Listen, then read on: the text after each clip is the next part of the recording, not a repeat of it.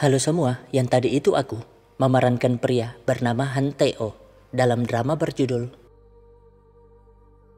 Ya, drama kali ini bercerita tentang dua remaja berbeda nasib. Satunya terlahir kismin, satunya kaya raya. Hanya saja dalam hal keluarga, mereka senasib, sama-sama terasingkan dari keluarga. Satunya karena anak haram, dan satunya lagi KDRT ayah tirinya. Dan di tengah-tengah rencana pembalasan dendam mereka, muncullah satu gadis cantik yang nasibnya juga tragis. Namun karena gadis itu, maka terjadilah cinta segitiga tak beraturan yang mungkin menghalangi rencana balas dendam. Penasaran dengan kisahnya? Oke, jangan lama-lama guys, langsung saja ke ceritanya.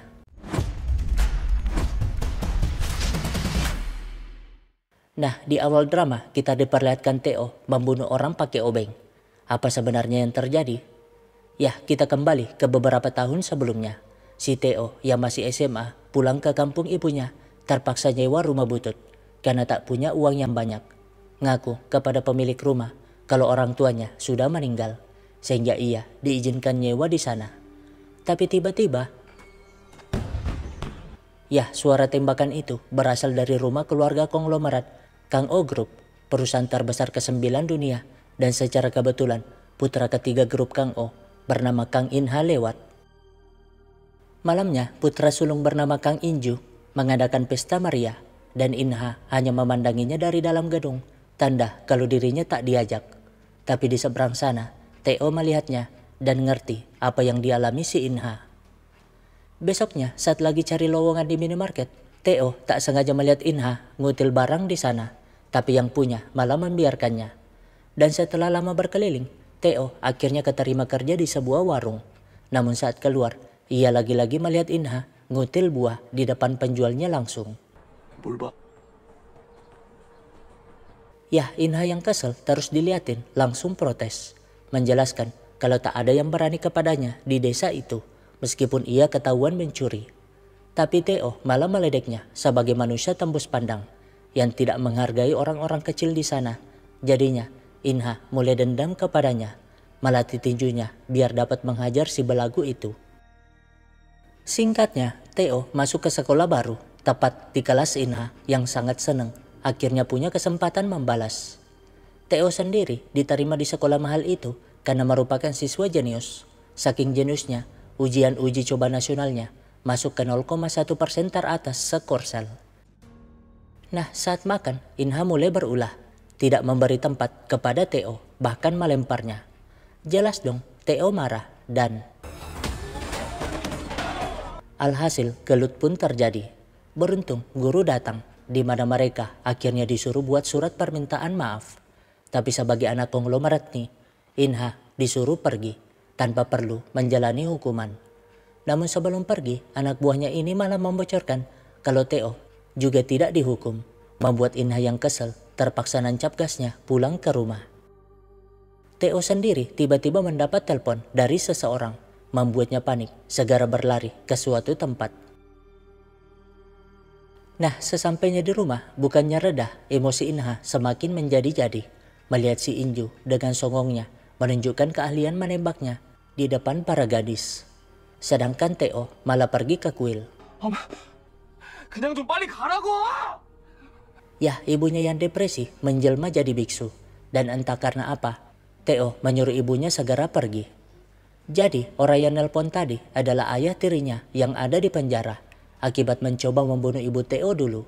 Dan karena itulah ayah tiri ini dendam, mengutus anak buahnya untuk membunuh ibu Theo. Makanya si Theo panik menyuruh ibunya pergi. Karena itu, ia pun ingin melatih dirinya bagaimana agar dapat melindungi ibunya sekaligus membunuh ayah tirinya itu. Tapi kan ia tak punya uang untuk berlatih. Secara kebetulan Inha muncul, ngerti tatapan Theo, menantangnya bertanding, dan jika menang, ia akan mengajarkan Theo cara bertarung sesungguhnya. Tapi baru mulai. Ya, dalam kemampuan bela diri, Inha lebih unggul, bahkan Theo harus tersungkur. Namun posisi itu mengingatkannya kebingisan ayah tirinya dulu, yang suka menghajarnya dan ibunya. Jadinya ia yang emosi, langsung menghajar Inha, bahkan hampir membunuhnya. Membuat Inha panik. Untung Theo tersadar, Tapi karena itu, Inha nyerah sambil ngakak. Ia pun mengantarnya pulang sekaligus mengajaknya berteman. Tapi si Taeho tak peduli, padahal saat masuk, ia kepikiran ajakan Inha tadi. Besoknya, anak buah yang tahu masa lalu Taeho segera menyampaikannya kepada Inha. Siapa tahu dapat dijadikan bahan bulian. Tapi Inha justru membela, bahkan menuduh anak buahnya menyinggungnya juga sebagai anak haram. Yah, Inha ingin menunjukkan bahwa dirinya pantas menjadi teman Taeho. Namun si ekspresi rata ini lagi-lagi tak peduli dan malah naik ke atap mendengarkan musik. Inha sih tak nyerah, segera menyusulnya, bertanya tentang musik yang didengarkan itu. Sehingga Taeho menjelaskan kalau itu musik yang selalu didengarkan bersama ibunya dulu. Tapi kini tak bisa bersama akibat ayah tirinya. 그 사람 지금 상속받고 감옥에 있어. Jadi jika Inha ingin berteman dengannya, ia setuju. Tapi bukan sebagai teman, lebih tepatnya sebagai rekan. Karena Inha harus menjadi tali untuknya agar ia mencapai posisi 3 besar orang berpengaruh sekorsel. Sebagai gantinya, ia akan melakukan apa saja untuk Inha, termasuk membantu Inha lulus di Universitas Hangguk. Alhasil mereka pun setuju bekerja sama demi tujuan balas dendam masing-masing. Nah, tahun 2013 mereka kuliah di Hangguk dan meskipun didukung Inha, Taeho tetap kerja sambilan sebagai buruh bangunan dan pengajar. Namun saat pulang ke kosannya, ia lagi-lagi bertemu tetangga cantiknya bernama Hyewon. Tapi tak saling sapa, padahal mereka kuliah di jurusan yang sama. Singkatnya, Inha pun memberi kejutan ultah buat sahabatnya. Tapi seperti biasa, si ekspresi datar ini malah memberikan flash disk berisi materi yang harus dipelajari Inha. Yah, mereka ingin merebut Kang Oh Group.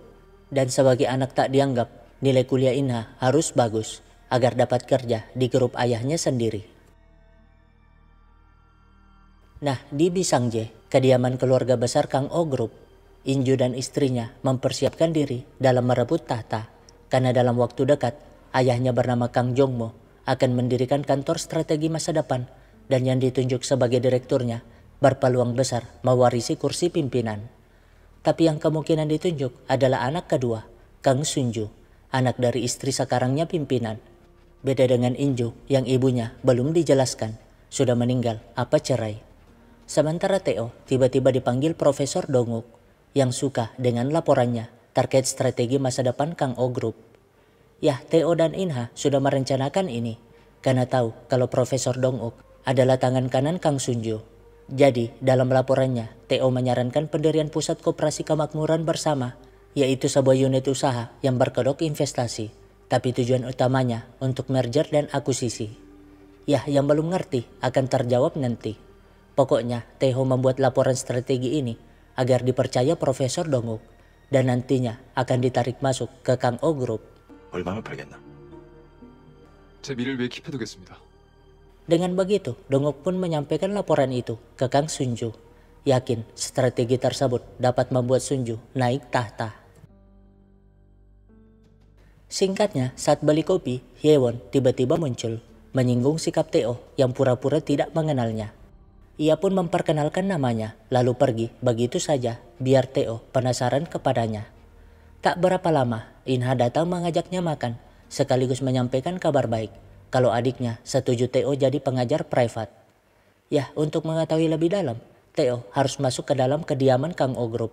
Namun lagi-lagi, Hyewon lewat, membuat pandangan Taeho tidak berkedip. Jelas dong, Inha ngerti kalau Taeho tertarik kepada wanita itu. Namun Taeho mengelak, sok-sok tak peduli. Jadinya Inha merasa itu sebagai lampu hijau karena ia juga suka kepada Hyewon. 우리 태우 귀엽네. Malamnya Taeho pun sampai di Bisanje disambut adik tiri Inha bernama Kang Wiju yang masih SMA. Jadi Wiju satu ibu dengan Sunju. Jadi ia cukup leluasa di sana. Beda dengan Inha yang merupakan anak dari perselingkuhan Kang Jongmo. Namun ketampanan Taeho langsung membuat Wiju jatuh cinta.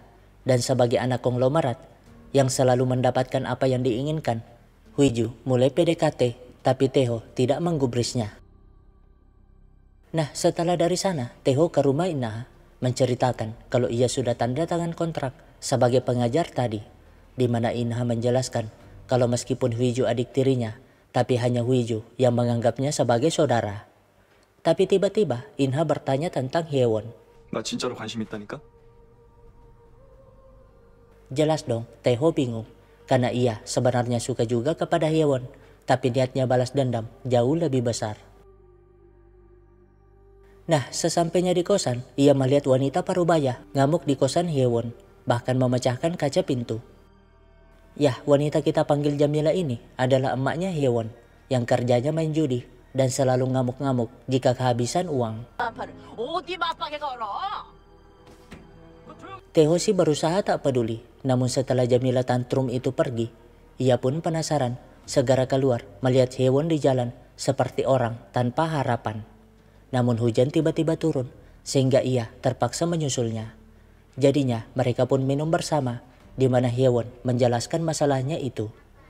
Intinya selama ini Hyewon berjuang sendiri dan tidak menganggap ibunya lagi sebagai keluarga.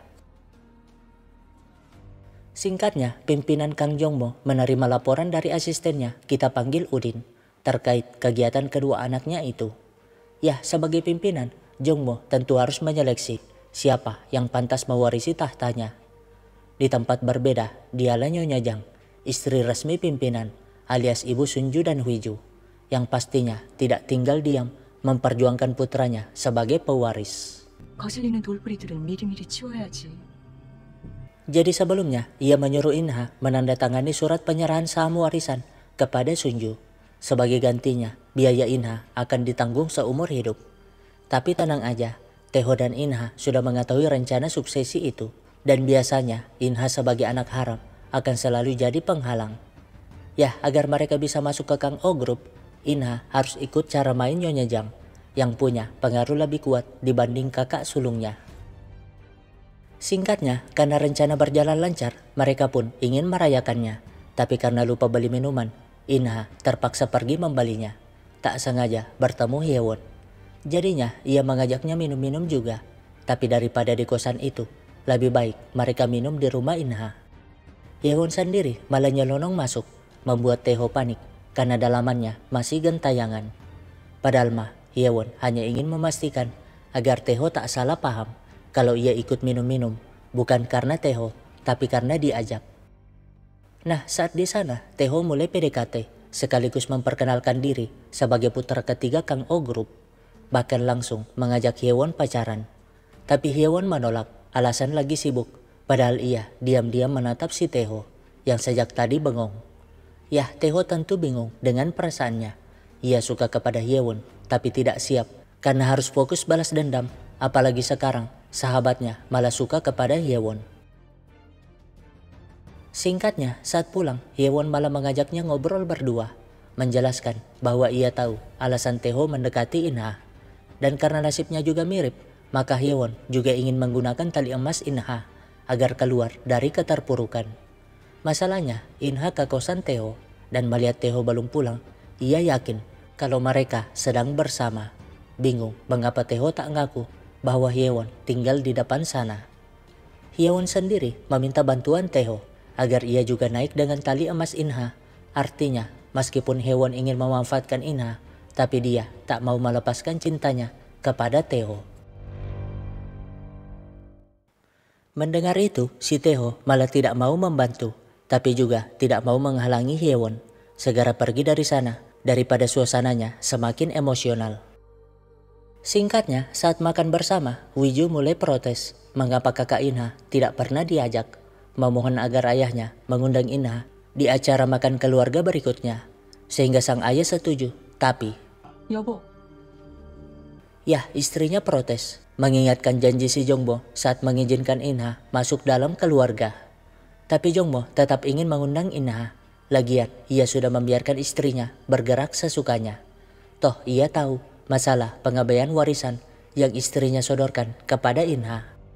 Jongmo bahkan langsung menghubungi Inha, menyuruhnya datang makan malam di akhir pekan nanti. Mendengar itu, mereka senang karena rencananya berjalan lancar lebih cepat dari dugaan. Sementara Nyonya Jang yang kesal malah menyuruh suaminya merobek pengabaian warisan itu. Pokoknya ia tidak setuju jika Inha diajak masuk ke rumah tersebut. Nah, Jongmo pun menunjukkan pengabdian warisan itu kepada Udin sambil bertanya apakah ada hal lain yang tidak ia ketahui, memastikan kalau Udin tidak boleh mengkhianati kepercayaannya. Jongmo bahkan ingin membeli firma hukum Milton di Singapura sebagai penasihat hukum perusahaannya, sekaligus menjadi senjata ampuh menjadikan Kang O Group jauh lebih besar dari sekarang. Dan yang terpenting, rahasia itu tidak boleh bocor karena hanya Udin yang tahu rencananya. Toh nantinya Udinlah yang akan menjadi direktur Milton. Membuat Udin terharu dan sangat berterima kasih. Yah, beginilah cara konglomerat memastikan orang kepercayaannya tidak berkhianat. Di saat yang sama, Sunju yang membaca laporan Theo sangat senang, setuju menjadikan Profesor Donguk sebagai direktur koperasi bersama itu nantinya. Malamnya, Inha pun mengajak adiknya makan sebagai ucapan terima kasih karena ia diundang ayahnya. Tapi saat memesan makanan, yang muncul malah Hyewon.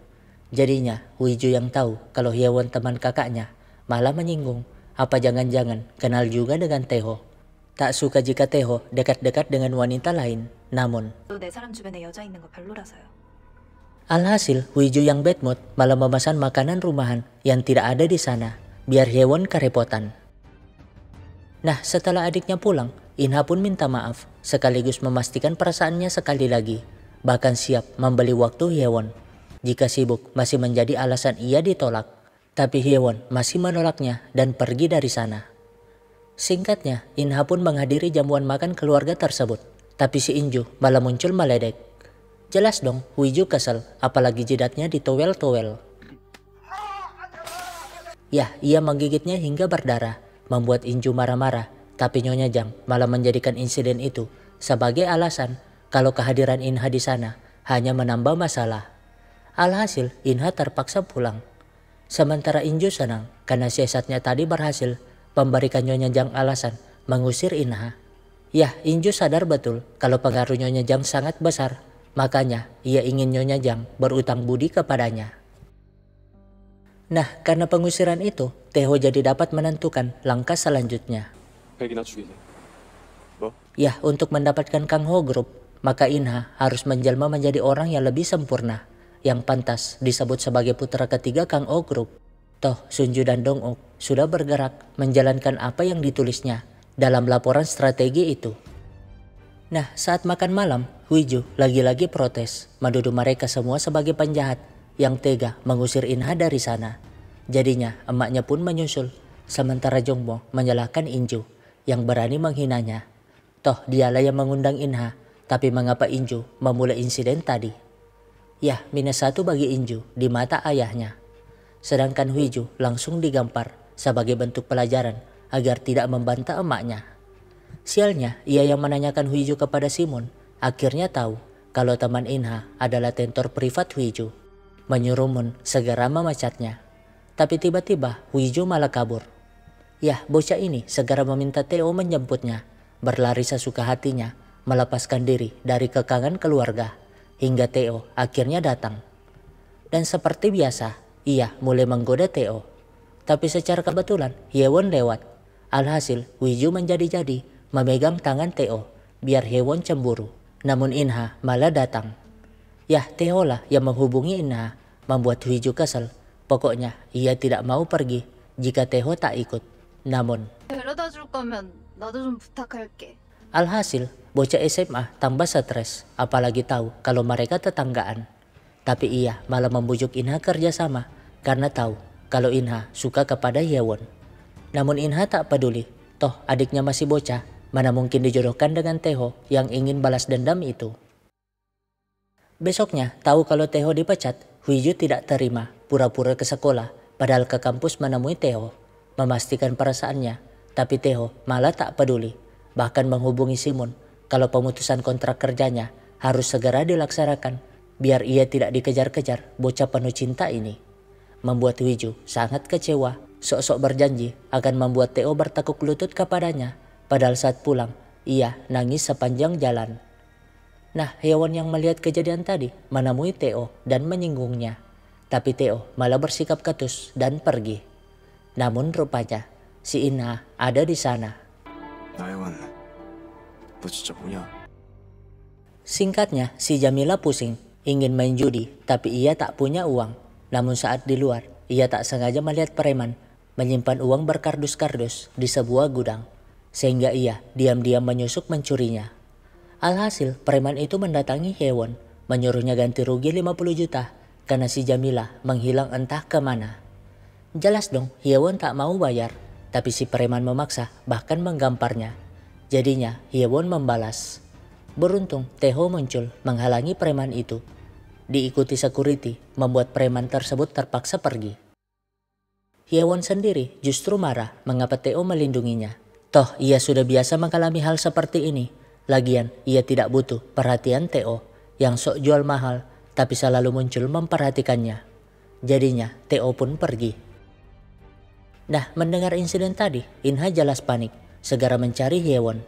Tapi di saat yang sama, pria tanpa pendirian ini malah berubah pikiran, juga kembali ke tempat Hyewon. Tapi yang duluan sampai di sana malah si Inha langsung memeluknya, lalu membuat si manusia pelin-pelan hanya mendapat posisi sebagai penonton, dan Hyewon yang melihatnya hanya bisa pasrah sambil menikmati itu. Malamnya, Taeho hanya duduk di bus sambil memikirkan kejadian tadi, tapi lagi-lagi berubah pikiran, segera mengejar Hyewon yang minggat dari kosan untuk tinggal di rumah Inha yang lebih aman dari preman itu. Jelas dong, Taeho menahannya, tapi Hyewon tak peduli lagi. Siapa suruh Taeho tidak berpendirian? Kan sebagai wanita, ia butuh kepastian, membuat Taeho pulang dengan pasrahnya. Tapi ya, Hyewon malah berubah pikiran. Namun Inha malah menghubungi Taeho, sehingga Taeho yang teringat tujuan aslinya memilih melepaskan cintanya, membuat Hyewon lagi-lagi kena PHP, terpaksa ke rumah Inha. 5 tahun kemudian, pusat koperasi bersama itu berdiri dengan tegak, dan Inha sudah masuk ke sana, terpaksa tunduk menjamu ayah dan 2 saudaranya. Begitupun dengan Taeho yang kini menjadi orang kepercayaan direktur koperasi, Si Dong-ok. Bahkan kali ini, dia diminta membuat pidato khusus yang akan dibawakan pimpinan Jongmo hari ini. Dan bersambung. Bagaimana keseruan pembalasan dendam dibalut kisah cinta segitiga mereka? Tunggu episode selanjutnya.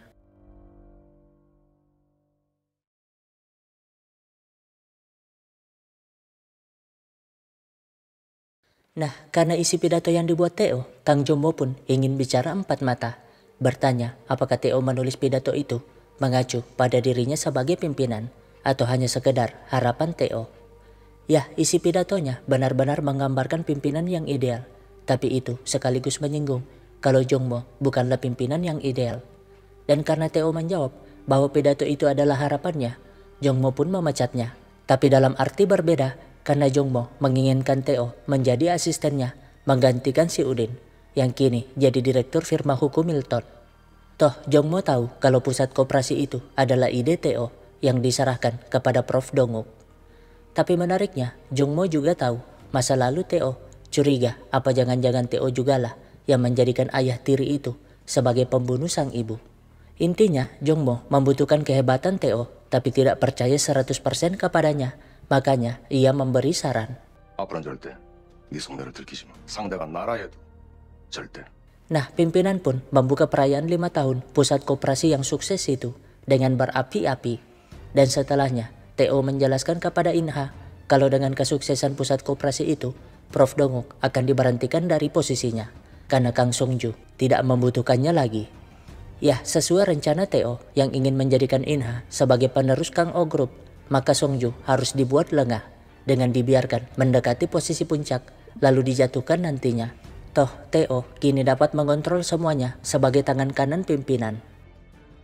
5 tahun kemudian, penyakit jantung pimpinan mulai sering kambuh, tapi Taeho selalu melindunginya dengan sigap, membuat para pemburu warisan yang pura-pura sedih ini kecewa melihat pimpinan sembuh dengan cepat. Alhasil, si Inju mulai mewaspadai Taeho sebagai rintangan. Berbeda dengan Song-ju yang tidak peduli karena selama 5 tahun, Taeho memang tidak pernah membuat masalah. Hal itu membuat Inju kesal, mulai meledek Nyonya Jang yang tidak mampu mengurus suami dan anak kandungnya yang bego itu. Ya, beginilah jika terlalu kaya, bukannya dinikmati, malah saling berebut tahta. Nah, setelah mereka pulang, pimpinan pun menjelaskan rencananya kalau mereka harus mendukung anggota DPR Kim Sang-soo melakukan kudeta partai agar nantinya Kim Sang-soo dapat dengan mudah menjadi presiden. 그리고 그 다음엔 드디어 로얄로드 프로젝트가 시작되는 거지. Ya, Jongmo sudah merencanakan itu sejak setahun yang lalu, mendirikan ibu kota baru yang jauh lebih besar dari Seoul, atau lebih tepatnya mendirikan negara dalam sebuah negara. Toh pusat koperasi kemakmuran bersama sudah sangat kuat sebagai sumber dana yang dapat Jongmo gunakan semaunya. Karena itu, Tae-ho pun mengabari In-ha untuk bersiap, begitupun dengan Hye-won yang kini menjadi reporter politik. Masalahnya adalah Song-ju sebagai direktur pusat koperasi bersama sekaligus wakil pimpinan direksi mendekati Jo Sun-dong, saingan Kim Sang-soo dalam memperebutkan posisi ketua partai. Tapi tenang aja, Tae-ho sudah memprediksi itu di mana kamera CCTV sudah diretas anggota Tae-ho, kita panggil Bejo, yang langsung mengirimkan video pertemuan tersebut kepada Tae-ho. Alhasil, ia pun menjelaskan kepada mereka kalau Song-ju memasang Jo Sung-do untuk mengganggu tujuan pimpinan. Tapi mereka harus membiarkannya agar si Song-ju yang mabuk kemenangan semakin lengah dan pastinya pimpinan akan semakin marah. Singkatnya, Jo Sung-dong akhirnya terpilih menjadi ketua partai, mengalahkan Kim Sang-soo, membuat pimpinan sangat murka, bahkan jantungnya mulai kumat. Di saat yang sama, mereka terlena dengan kemenangan itu, tak sadar dengan pergerakan Tae-ho yang berusaha menenangkan pimpinan sambil membocorkan kalau itu ulah Song-ju. Nah, saat In-ha letih tinju, pacarnya malah cari-cari kesempatan ngobrol bersama cinta pertamanya, basa-basi membahas Song-ju yang harus dijatuhkan. Padahal dari tatapannya, Hye-won masih mengharapkan Tae-ho. Tapi Tae-ho tak peduli itu, menyuruh Hye-won memeriksa partai tersebut. Sehingga besoknya, Hye-won menemui Gyeong-chol, salah satu anggota partai yang berperan penting menjadikan Jo Sung-do sebagai ketua partai. Ngobrol santai agar ia dapat mengetahui jadwalnya. Di lain sisi, Hui-ju ngamuk akibat emaknya ingin menjodohkannya dengan Hui-chan, anak konglomerat lain yang belagunya minta ampun. Makanya Hui-ju menolak. Tapi emaknya yang menjabat direktur perusahaan Seni Kang-oh tetap memaksa. Alasan kalau Hui-chan sangat baik dan rajin menabung. Padahal mah itu demi menguatkan posisinya agar lebih mudah melakukan kudeta. Tapi kan Hui-ju tak peduli. Toh sampai sekarang ia masih cinta kepada Tae-ho. Malamnya Gyeong-chol pun mengumpulkan elit politik, membicarakan strategi kudeta yang akan dilakukan Song-ju. Intinya jika Song-ju naik tahta, mereka semua akan untung besar, minimal dapat dukungan dana saat pemilu berikutnya. Tak sadar dengan alat penyadap di bawah meja, di mana Hye-won merekamnya di ruangan sebelah. Ya, Hye-won sudah menyuap pemilik restoran untuk memasang penyadap tadi, sehingga setelah mendapat buktinya, Hye-won pun menjelaskan kepada mereka bahwa Song-ju ingin menjadikan Jo Sung-do sebagai presiden, agar dapat mengendalikan kementerian yang berkaitan pendirian kota baru itu.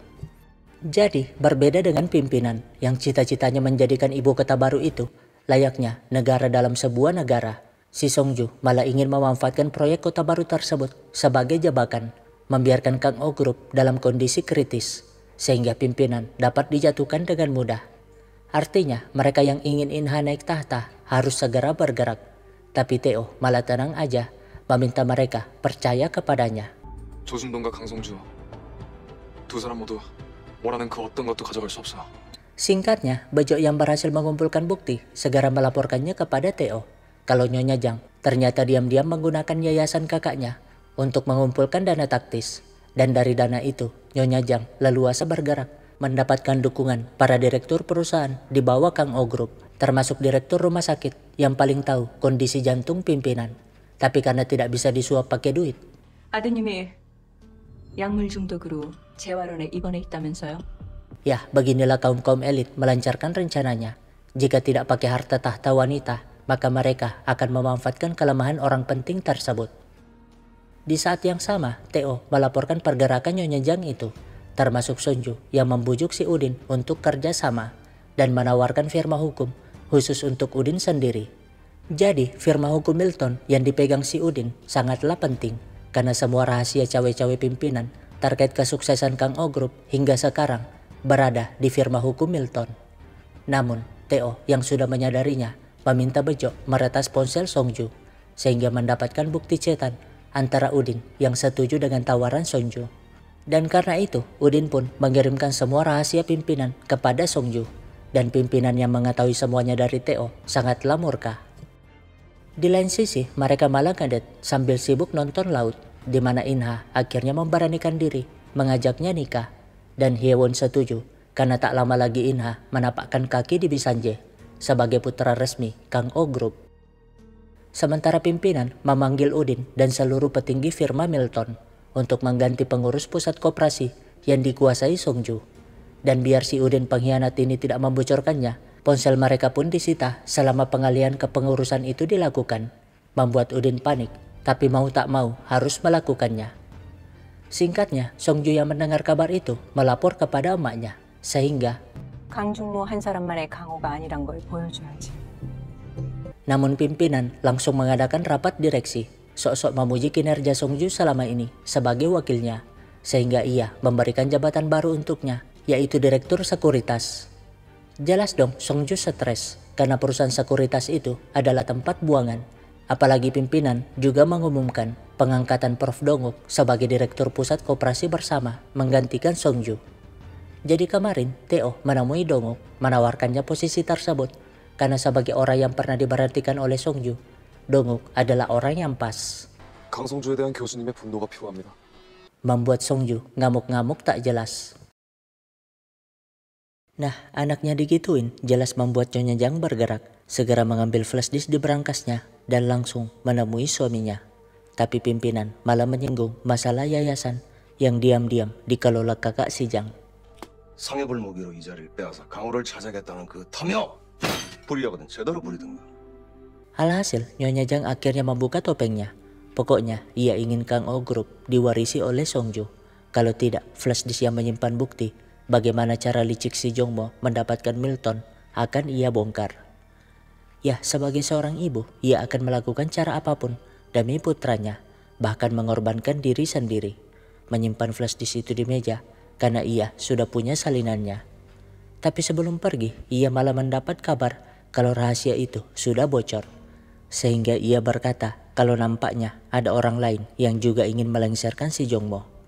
Ya, kejaksaan dipimpin Myungjin sudah menggeledah kantor Milton, membuat penyakit jantung pimpinan kumat, ingin mengambil obatnya, tapi malah tumbang. Mirisnya, istri yang jauh dari pintu surga ini malah membiarkannya. Toh, ia lebih senang jika jadi janda pirang. Tak berapa lama, Theo pun datang dengan santainya menghubungi ambulans. Karena itu, atasan memerintah jaksa Myungjin untuk mundur, membuatnya sangat kesal mengapa pimpinan itu harus pingsan di saat seperti ini. Kan ia tidak dapat menemukan bukti yang bisa saja menaikkan posisinya. Di saat yang sama, Inha sangat terkejut mendengar kabar tersebut. Begitupun si Hyewon. Karena jika pimpinan meninggal, Inha tak mungkin kembali menjadi putra ketiga Kang Oh Group. Nah, seperti biasa, para pemburu warisan ini berbondong-bondong datang dengan sedihnya.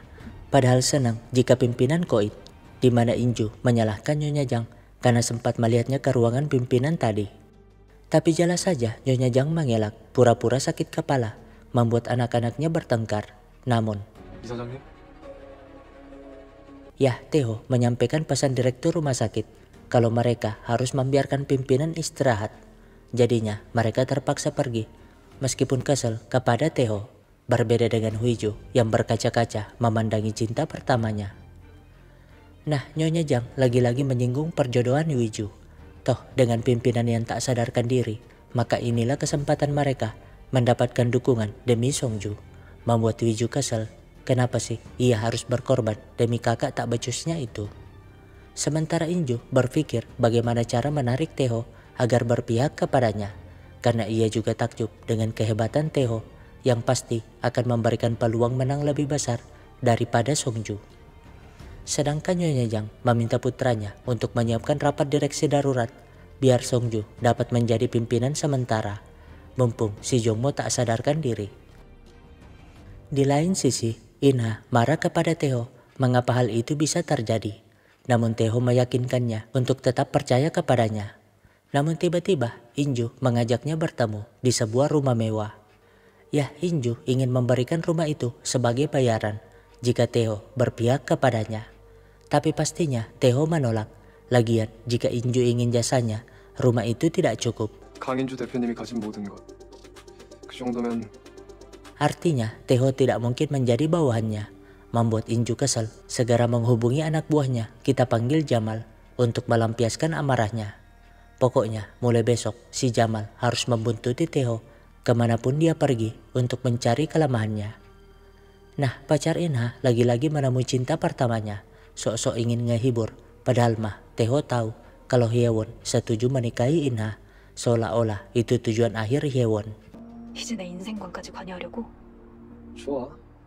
Nah, Theo pun kembali ke rumah sakit, di mana pimpinan sudah sadar, atau lebih tepatnya pura-pura sakit.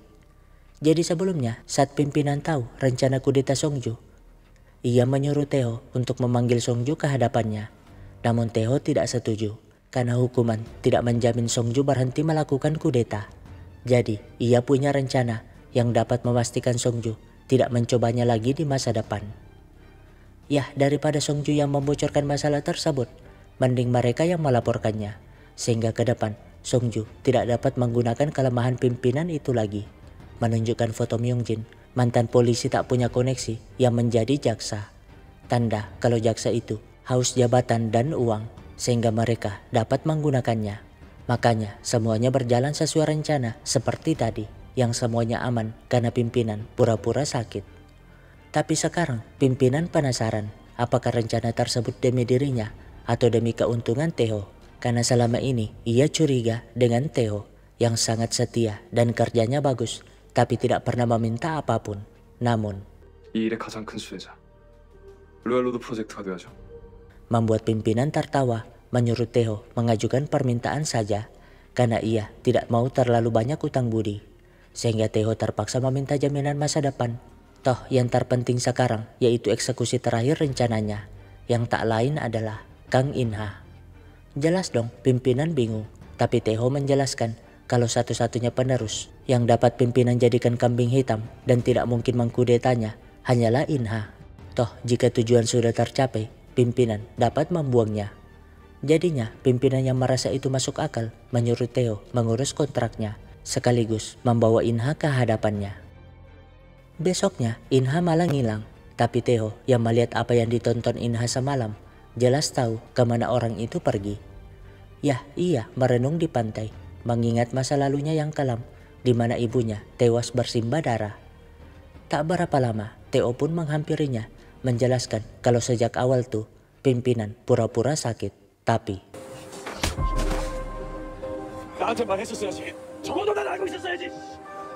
Yah, Inha marah mengapa Theo tidak memberitahukan itu kepadanya, seolah-olah tidak percaya. Namun Theo berusaha menenangkannya. Lagian ia melakukan itu untuk menjadikan Inha sebagai pemilik Kang Ho Group. Dan sekarang semuanya berjalan sesuai rencana karena pimpinan memanggil Inha kembali ke Bisanje.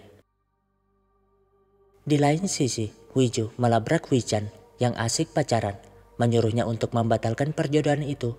Tapi kan bagi pria seperti Hui-chan, ditolak seperti itu adalah sebuah tantangan. Segera menghubungi ibunya untuk meresmikan perjodohan tersebut.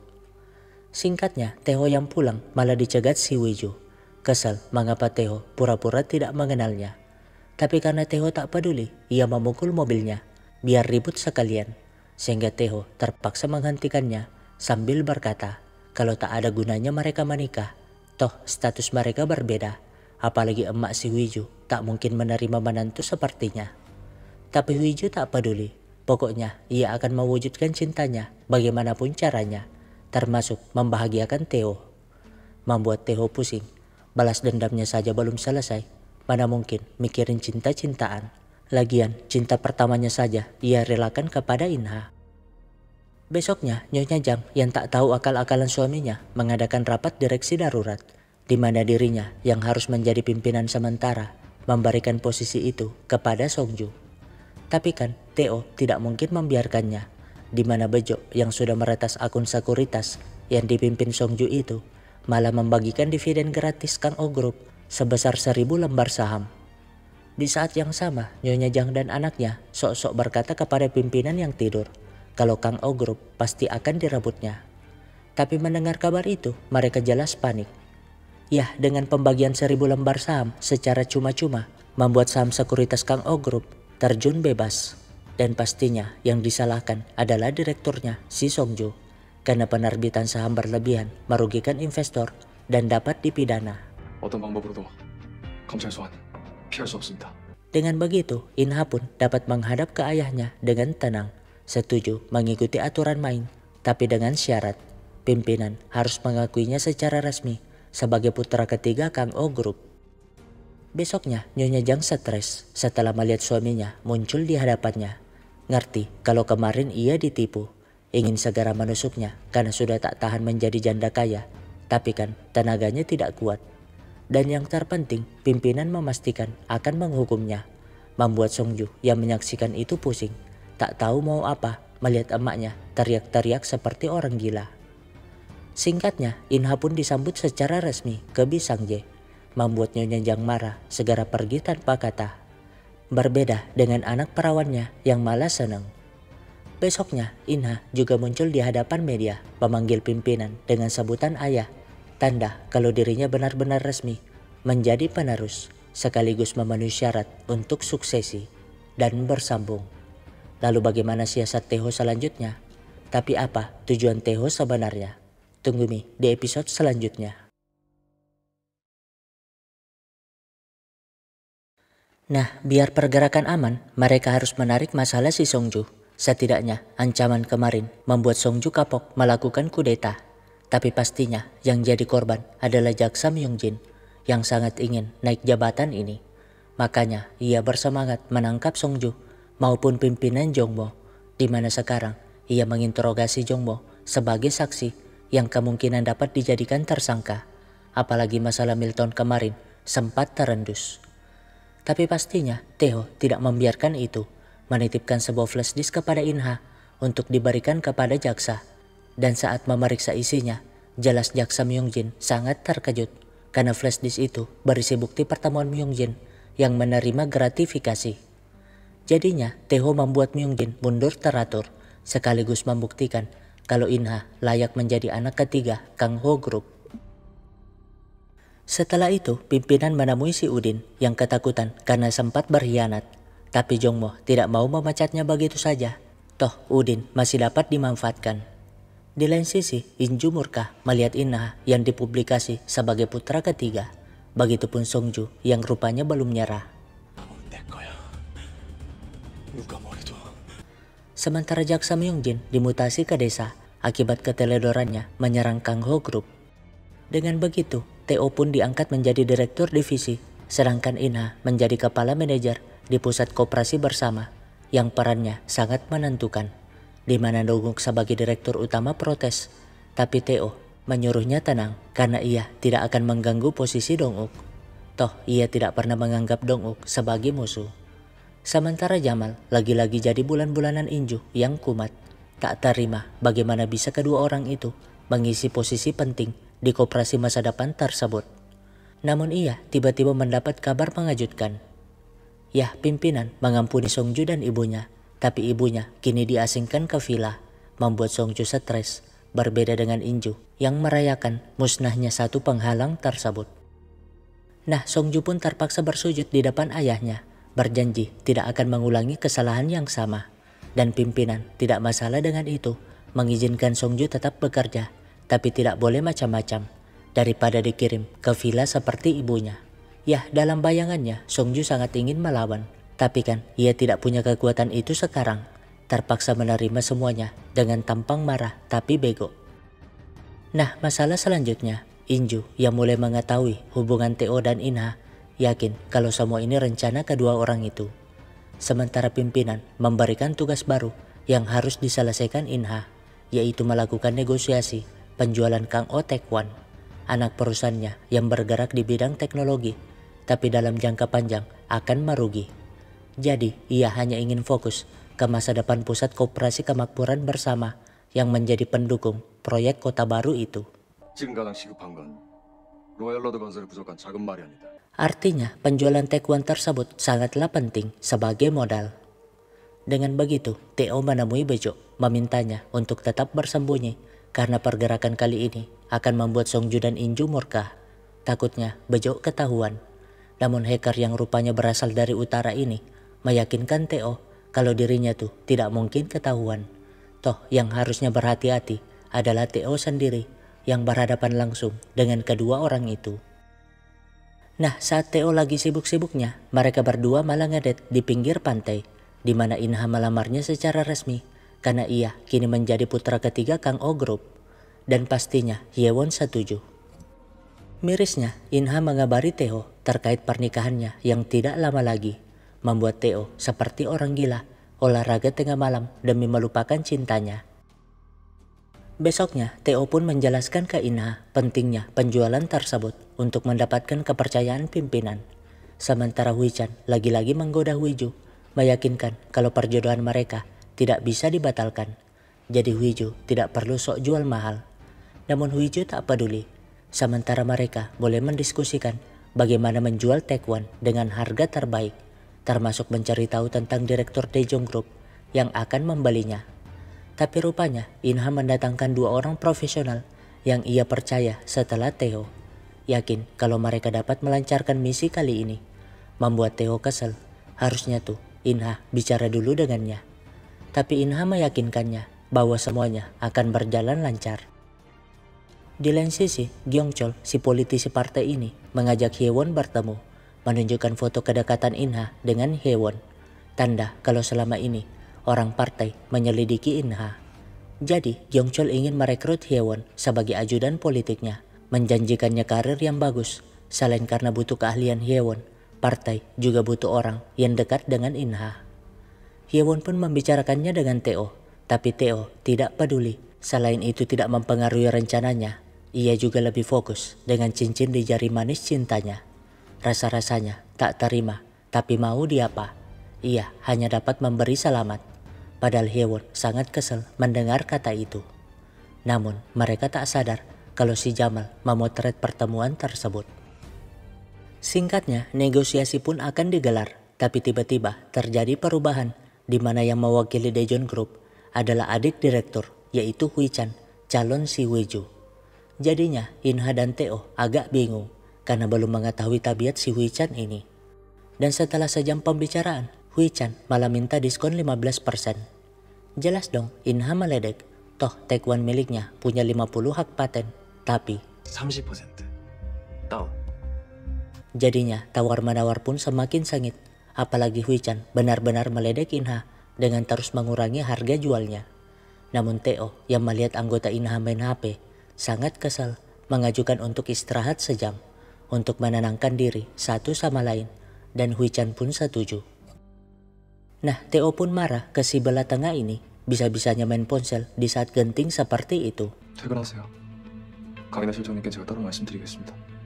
Namun Inha yang mengetahui hal tersebut jelas protes, sehingga Theo menjelaskan apa yang terjadi, menyinggung kalau harusnya ia memecatnya jika punya wewenang. Lagian, Inha hanya perlu fokus ke negosiasi tersebut. Ya, dari beberapa insiden itu, mulai terlihat perpecahan antara kedua orang ini. Apalagi Inha malah ingin memakai cara curang untuk memenangkan negosiasinya. Theo sih tak setuju, tapi Inha benar-benar tak peduli. Di mana Hui-chan yang mendengar kabar itu sangat terkejut. 강호 테크원이 보유한 특허 기술 중 K279이면 현존하는 최고사양의 수직 이착륙 드론 개발이 가능하다는. Ya, Inha menaikkan laporan IM Tiongkok setahun lalu yang membahas hebatnya teknologi yang mereka kembangkan berupa drone lepas landas yang sangat canggih, dan hak patennya dipegang oleh Taekwon. Dengan begitu, Hui-chan yang mengira IM Tiongkok akan membeli Taekwon juga akhirnya setuju membelinya, bahkan dengan kenaikan harga 13%, membuat Songju dan Inju kesal. Tapi 그 따위로 일을 처리하고 내가 널 딸려보낸 줄 알아? ya, meskipun misinya sukses, tapi pimpinan tak suka dengan kebohongan dan tipu daya. Inha sih berusaha membela Theo kalau itu idenya, namun pimpinan tidak peduli. Toh sebagai anaknya, harusnya Inha tidak melakukan pekerjaan kotor, tapi menggunakan Theo untuk melakukannya. Ya, sebagai orang berpengalaman, Jongbo tentu tahu kalau pekerjaan kotor seperti itu dapat membahayakan Inha di masa depan. Makanya ia marah kepada Theo yang harusnya bertanggung jawab, menyuruh Theo memastikan kecurangan itu tidak bocor.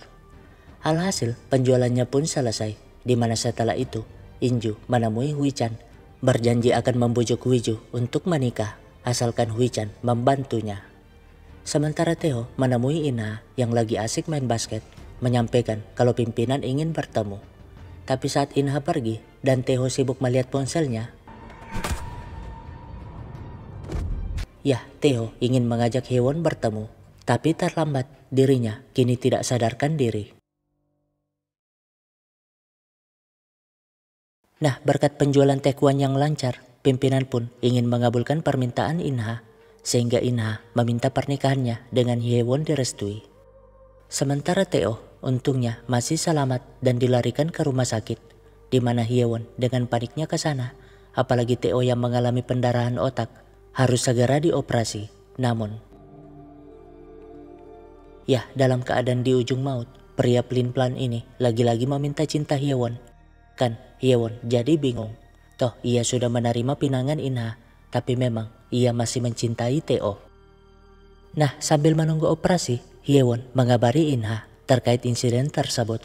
Tapi Inha yang nyaman dengan posisinya sekarang, apalagi ia harus menuruti keinginan ayahnya yang tak boleh melewati batas, malah meminta polisi agar tidak melanjutkan penyelidikannya. Jangan sampai nama pimpinan disangkut pautkan dalam penyerangan tersebut, yang pastinya akan memperumit keadaan. Setelah itu, ia ke rumah sakit menenangkan kekasihnya. Padahal Hye-won berusaha menahan amarahnya, sama persis saat ia menerima cinta Inha. Nah, mendengar kabar tersebut, termasuk Inha yang meminta menghentikan penyelidikan, pimpinan sangat setuju. Yang penting, Theo masih selamat, menyuruh anggotanya untuk merawat Theo di ruang VVIP. Besoknya, kabar tersebut membuat Huiju panik, segera ke rumah sakit, sehingga istri Inju yakin kalau Huiju tuh suka kepada Theo, dan pastinya mereka bisa memanfaatkan itu. Songju sendiri mengabari emaknya, bingung mengapa Inha menghentikan penyelidikan. Sementara Hye-won yang melihat Theo sadarkan diri ingin memanggil dokter, namun si pelin-pelan ini lagi-lagi cari kesempatan, tak rela kehilangan Hye-won, tapi Huiju malah datang, tidak terima keberadaan Hye-won di sana. Inha pun muncul, menegur adiknya yang tidak boleh kasar kepada calon istrinya. Padahal Inha juga melihat bagaimana Theo menggenggam tangan kekasihnya tadi. Apalagi Hye-won pamit pergi dengan sebuah pesan, alasan sibuk. Nah, di kantor partai, Gyeongchol kebingungan mengapa Inha menghentikan penyelidikan polisi terkait penyerangan Theo, membuat Hye-won yang baru tahu itu sangat terkejut. Sementara Inha menjelaskan alasan mengapa ia melakukan itu, agar nama pimpinan tidak terpublish. Ia pun pamit sambil menyampaikan kalau ayahnya sudah merestui pernikahan mereka, berharap Theo membantu melancarkan pernikahan tersebut, sekaligus kode biar Theo tidak bertindak sembarangan. Jelas dong Theo tak terima, bisa-bisanya Inha menghentikan penyelidikan itu. Nah, Inha pun sampai di TKP sesuai perintah pimpinan untuk mencari tahu siapa yang menyerang Theo. Tapi Hye-won tiba-tiba mengajaknya bertemu. Sedangkan Theo malah ke ruangan pimpinan memastikan apa yang dijelaskan Inha tadi. Pimpinan sih membenarkan, sehingga Theo berjanji tidak akan melibatkan nama pimpinan asalkan ia dapat mencari tahu siapa pelakunya. Ngerti kalau dirinya memang dapat dibuang kapan saja. Dan memang benar, setelah dia pergi, pimpinan menyuruh Inha untuk menemukan siapa pelakunya sebelum Theo menemukannya. 누구보다 자네가 먼저 알아내야 돼. 특히 먼저 들어가선 절대 안 된다는 뜻이야. Nah, dengan kekuatan terakhirnya, Theo pun pingsan di tempat persembunyian Bejo, berkedok kafe itu, sehingga Bejo segera membawanya ke ruang tersembunyi untuk merawatnya. Untungnya sih, Theo masih dapat diselamatkan, di mana Theo meminta Bejo meretas CCTV kota untuk mencari siapa yang hampir membunuhnya. Di saat yang sama, Hye-won protes mengapa Inha melakukan itu, sehingga Inha menjelaskan alasannya. Toh bagi pimpinan, anak kandung sendiri aja sudah dianggap hewan peliharaan, apalagi orang luar seperti Theo. Membuat Hye-won tersinggung karena dirinya juga orang luar yang akan menikahi Inha. 넌 아무 상관없는 사람인 것처럼 말하지 마. Sementara Bejo menyuruh penjaga kafe mengantar Theo kembali ke rumah sakit. Besoknya saat Hyewon lagi sibuk-sibuknya, si Jamila malah muncul lagi. Pokoknya Hyewon harus memberinya uang daripada ia mengganggu karirnya. Membuat Hyewon sangat marah, bahkan melukai tangannya. Ya, ia depresi. Mengapa di saat genting seperti ini Jamila tak tahu diri itu nongol di hidupnya. Sementara Jamila sepertinya mengetahui keberadaan Hyewon dari orang penting. 네, 필요하면 언제든지 콜. Tak peduli dengan dampaknya, asalkan ia dapat cuan buat judi sana-sini. Nah, melihat luka itu, Ina segera menenangkan kekasihnya sambil minta maaf, mengira itu karena kesalahannya kemarin. Singkatnya, Bejo akhirnya menemukan siapa pelakunya, membuat Theo sangat terkejut karena orang itu adalah si Jamal. Jadinya, ia yang sangat marah menyuruh anggotanya mencari semua informasi tentang Inju. Pokoknya, ia harus membalasnya dalam waktu dekat. Di saat yang sama, Hyewon pun diajak makan malam keluarga, membuat yang lain jengkel, khususnya Hwiju. Tapi saat selesai makan, 나혜원이라고 합니다. 제 이름이요. ya Hyewon protes karena pimpinan sama sekali tidak menyapanya. Padahal mah pimpinan sudah tahu kalau Hyewon kerja di bawah Gyeongchol, orang yang sangat dibencinya karena menjadikan Jo Sung-do sebagai ketua partai. Jadi saat menikah nanti, pimpinan ingin Hyewon berhenti kerja di sana. Alhasil setelah pimpinan pergi, Hwiju meledek Hyewon, bisa-bisanya belagu di hadapan ayahnya. Inha sendiri hanya menarik nafas, meminta Hyewon tidak membuktikan diri di hadapan pimpinan, karena ayahnya itu hanya menghormati diri sendiri. Singkatnya, Theo yang sembuh langsung membuntuti si Jamal ke diskotik, memergokinya sedang memeriksa sesuatu di sebuah loker. Ya, Theo mengingatkan agar si Jamal memberitahu bosnya kalau ia pasti akan membalas apapun yang diterimanya. Namun saat pulang, Hyewon lagi-lagi menemuinya. Senang karena Theo baik-baik saja. Tapi Theo malah mengungkap penyesalannya di hari itu, berharap Hyewon berubah pikiran karena ia menganggap cintanya kepada Hyewon belum berakhir. Jadinya gombalan maut tersebut membuat keimanan Hyewon goyah. Sialnya kelakuan mereka dipotret si Jamal yang akhirnya sampai di tangan si Inju. Singkatnya, Theo masih menyelidiki semua informasi tentang Inju, tapi itu tak terlalu penting karena sekarang ia hanya perlu bersabar melihat kekasihnya dinikahi sahabatnya. Tapi yang paling bahagia atas hal itu adalah Inju, di mana saat Inha sibuk ngobrol dengan tamu, Inju sudah menunggu Hyewon di lift, menunjukkan foto tersebut, ngancam akan membongkarnya jika Hyewon tidak ikut dengannya.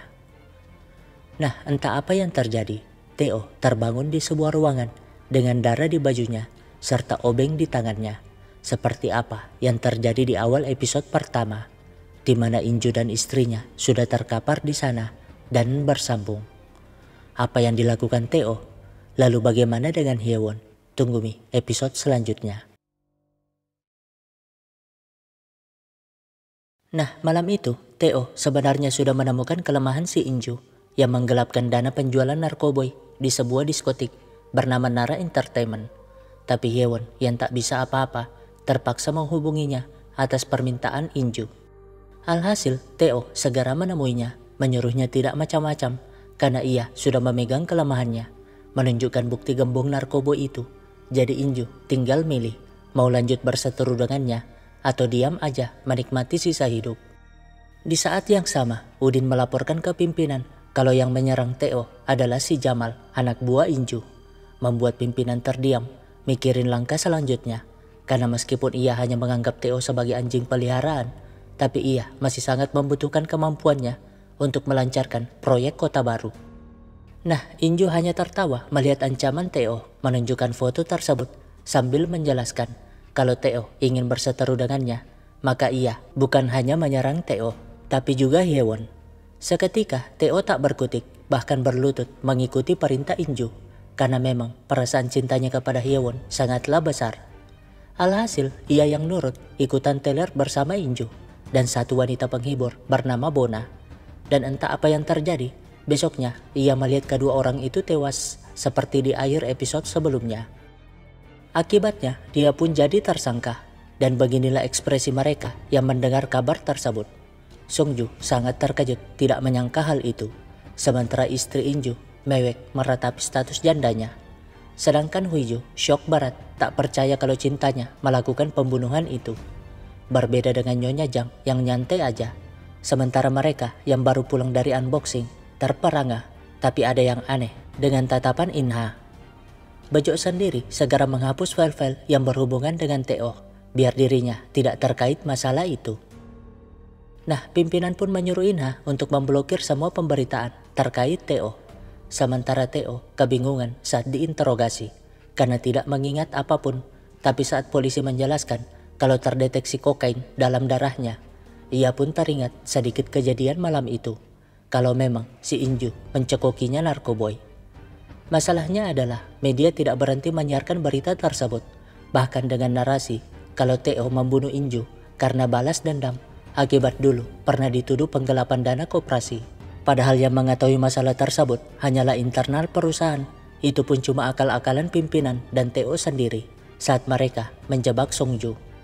Artinya ada yang sengaja membiarkan media menggiring opini seperti itu. Yang pastinya bukan pimpinan karena ia langsung marah kepada Inha.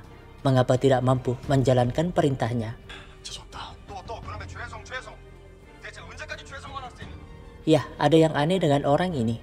Apalagi sekarang dia berada di ruangan Teo, menatap mejanya, seolah-olah ingin meraih posisi penting Teo itu.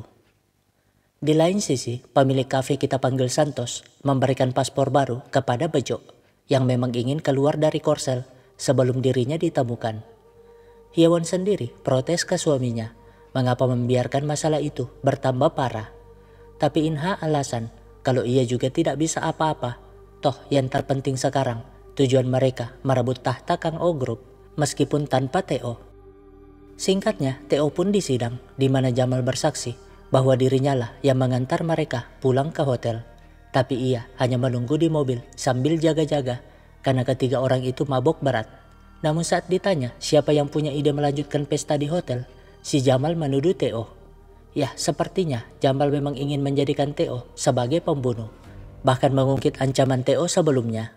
난 받은 만큼 꼭 갚는 사람이라고.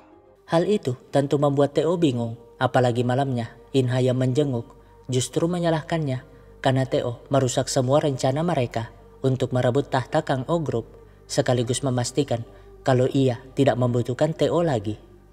Jelas dong Teo semakin curiga karena harusnya sebagai sahabat Inha bertanya apakah benar dirinya yang membunuh Inju dan apa alasannya. Bukan malah mengungkit tujuan mereka. Singkatnya, sidang kedua pun digelar membahas pengakuan Teo yang dicekoki narkoboy. Namun Jamal yang bersaksi ngaku tidak tahu masalah tersebut, seolah-olah membantah sekaligus melempar opini kalau Teo seorang pemakai. Di saat yang sama, pimpinan menyuruh Udin menyelidiki si Jamal lebih dalam karena ia merasa janggal mengapa Jamal menyerang Teo tapi juga ingin menjadikan Teo pembunuh. Toh pimpinan tahu betul bahwa Teo bukanlah orang yang gampang membunuh hanya karena dendam. Besoknya di penjara karena pusing mikirin semua itu, ia malah pingsan sehingga dirawat dokter penjara bernama Park.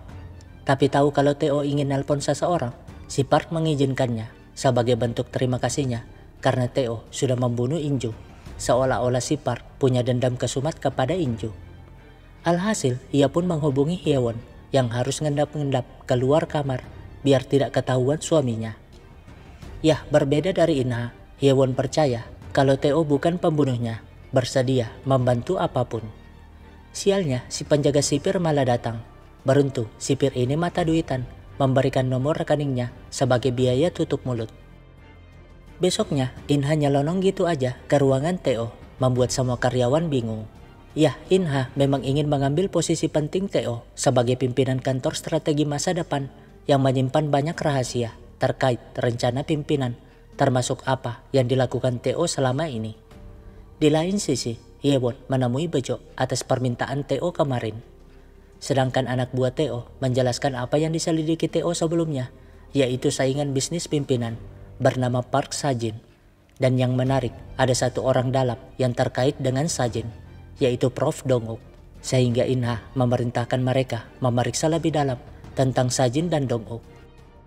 Malamnya, Hyewon melaporkan hasil pertemuannya dengan Bejo. Tapi sialnya, Inha malah ada di belakangnya. Langsung memeluk Hyewon seolah-olah ngerti sesuatu tapi pura-pura tidak tahu.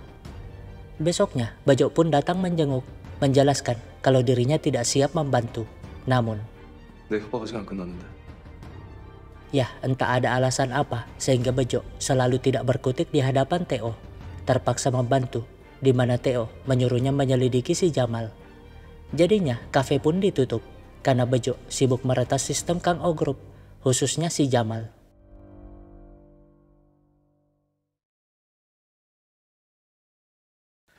Nah, Inha pun datang ke atap di mana Teo selalu bertemu dengan istrinya. 여기구나. 천박하고 더러운 니들 세상. Ya, rupanya ia sudah tahu perselingkuhan itu.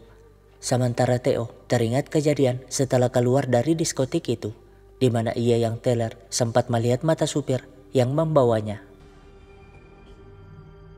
Singkatnya, Bejo berhasil melacak keberadaan si Jamal di sebuah apartemen, dan saat masuk ia malah bertemu Inha di lift.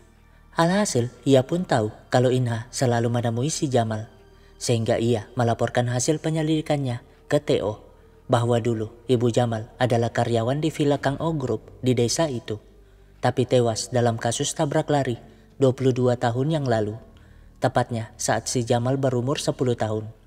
Dan sejak saat itu, si Jamal pindah ke villa tersebut, sehingga selalu bertemu Inha selama 7 tahun.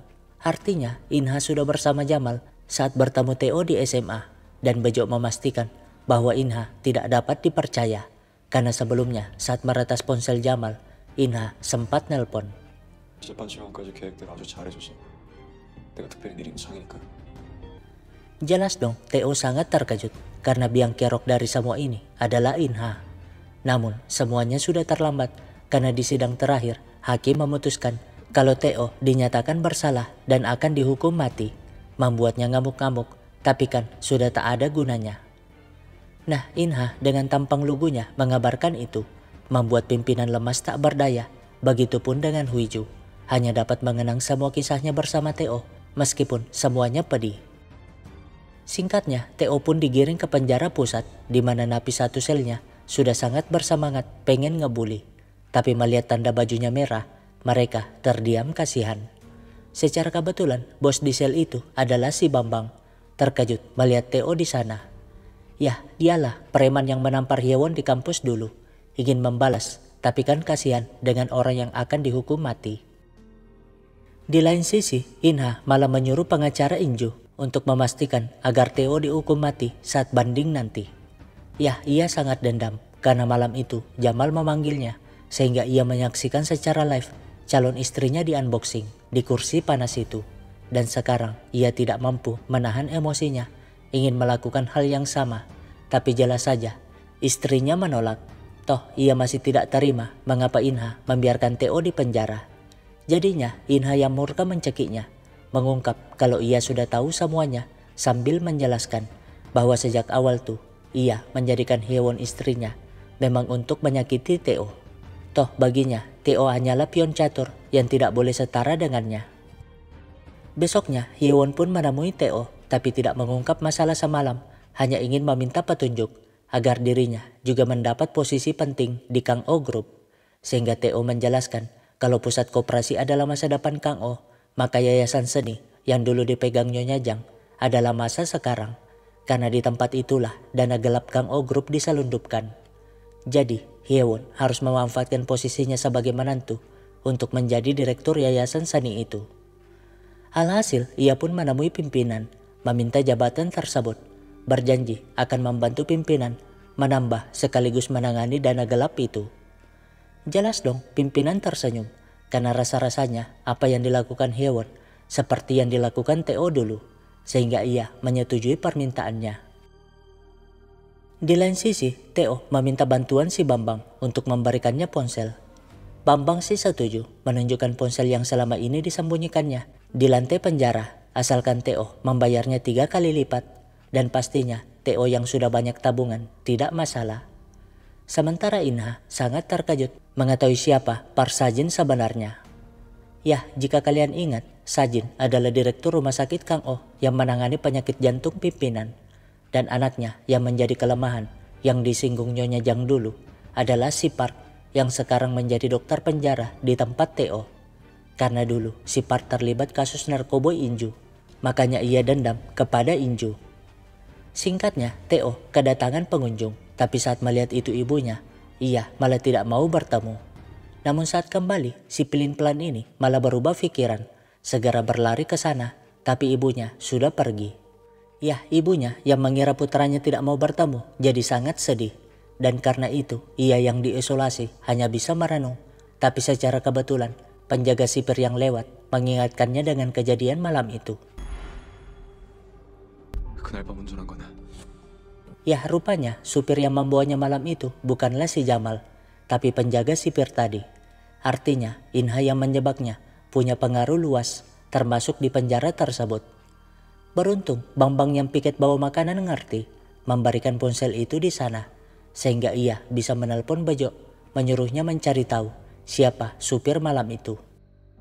Alhasil, besoknya Bejo menemui Honggu, orang dekat si Jamal.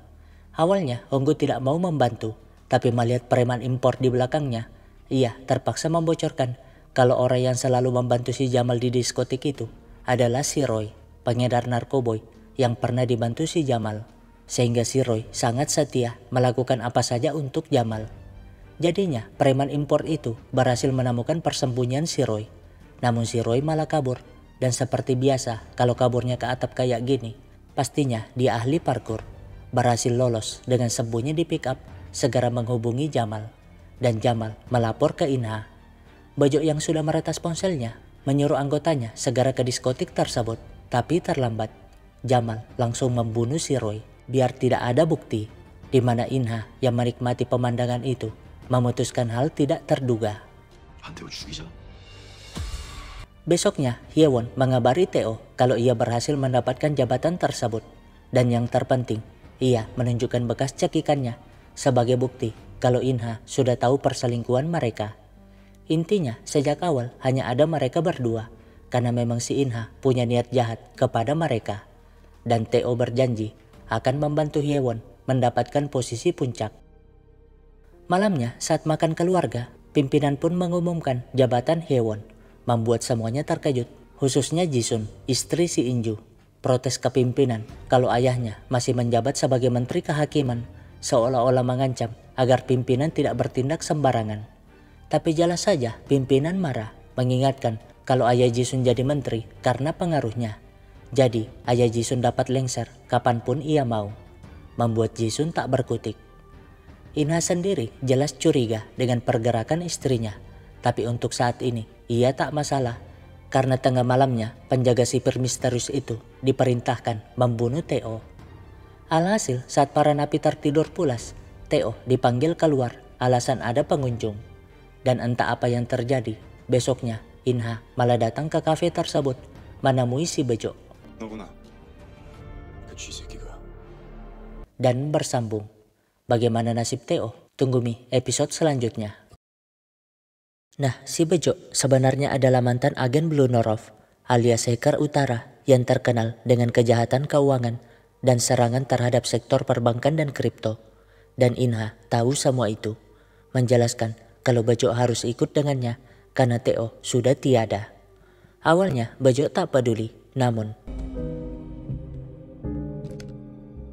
ya, Santos ternyata berkhianat setelah dibayar lebih besar. Tapi mendengar kabar kalau Teo menghilang, Inha jelas panik, menyuruh Bejo mencari keberadaan Teo. Alhasil, Hyewon yang juga mendengar kabar Teo menghilang segera ke sana, tapi kafenya ditutup karena Bejo lagi sibuk akibat ditudung si Santos.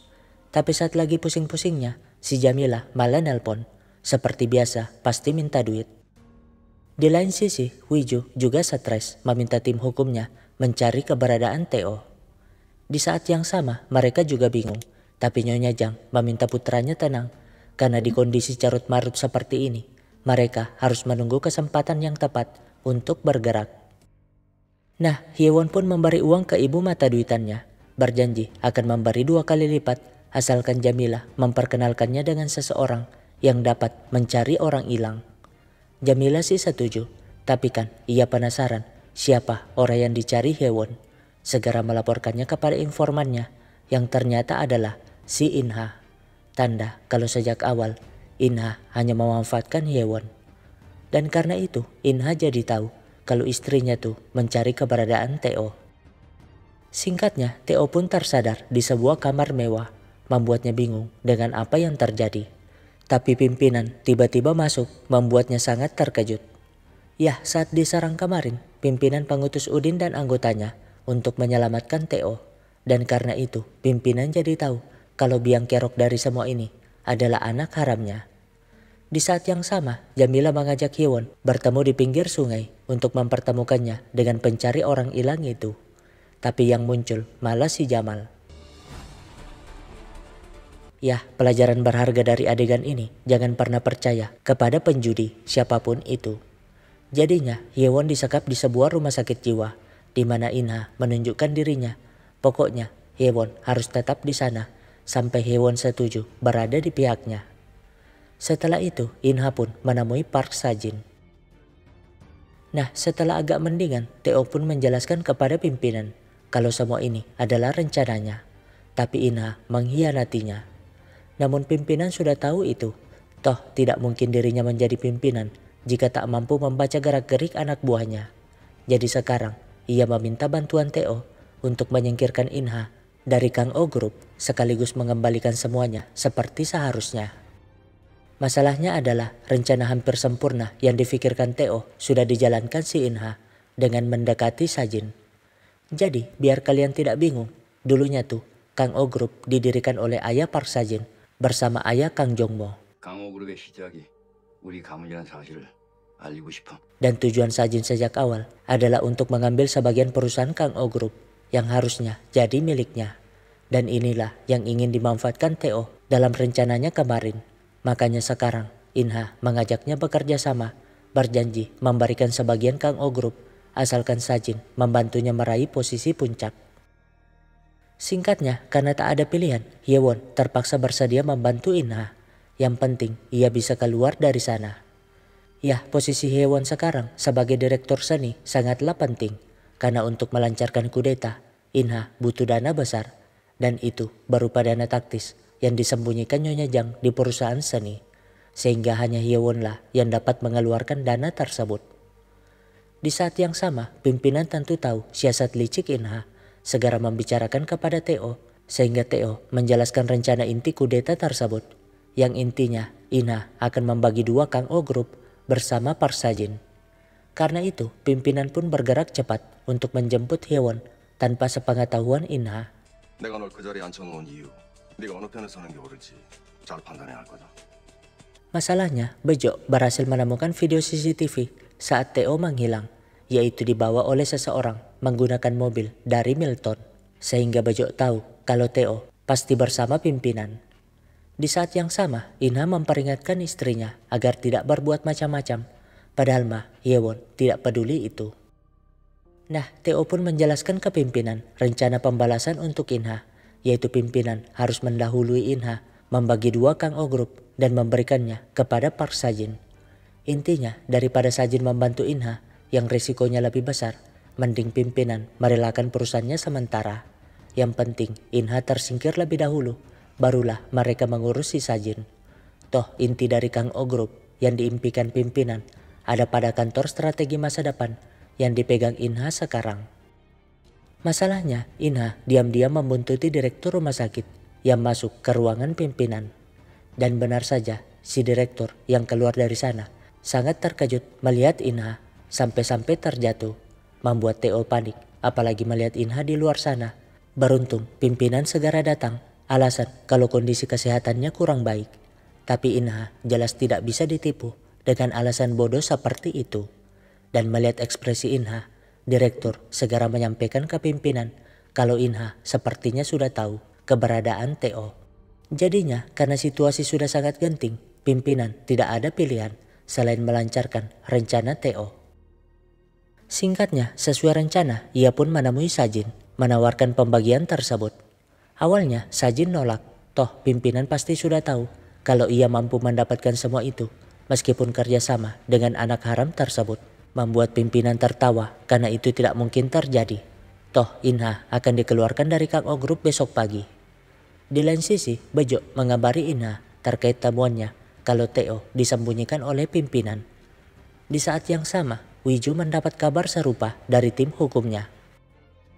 Singkatnya, Hyewon diam-diam mengambil kunci kamar tempat Inju dibunuh, segera memberikannya kepada Theo, sehingga Theo langsung ke sana mencoba mengingat kejadian hari itu, membuatnya tersadar kalau Bona merekam dirinya teler, yang berarti saat pembunuhan itu, ponsel yang terjatuh merekam siapa pelakunya.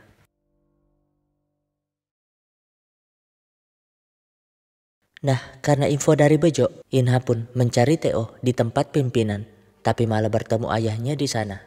Jelas dong, pimpinan protes, harusnya Inha tidak boleh masuk sembarangan, karena besok Inha akan dikeluarkan dari Kang O Group, mengungkap kalau ia sudah tahu semua kelakuan Inha yang membunuh Inju. Menyuruhnya untuk mundur saja karena Inha hanyalah tong kosong tanpa Theo di sampingnya. Tapi 아버지세요. 절 이렇게 만든 것도 강인주를 죽인 것도 전부 다야. membuat pimpinan sangat marah, namun jantungnya malah kumat, ingin mengambil obatnya tapi malah terjatuh. Jadinya ia yang sudah tak tahan malah kecebur di bak, sehingga Inha dengan santai menyelupkannya di sana biar koit sekalian.